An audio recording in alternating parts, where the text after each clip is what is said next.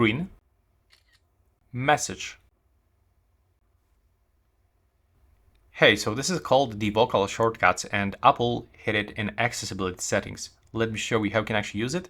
First of all, just go to the settings and open accessibility. Now we have to just scroll down and go into vocal shortcuts.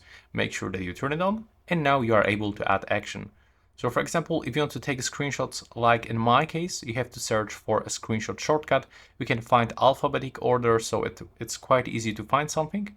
There we go. Now we can enter a command name. So let's input, for example, OK. Click here and now repeat that phrase 3 times to let iPhone recognize. OK, OK, OK. Click continue to finish and let's try if it works. OK. So as you can see, for the same action, we can even set 2 different keywords. That's what you think about this one. Did you like it?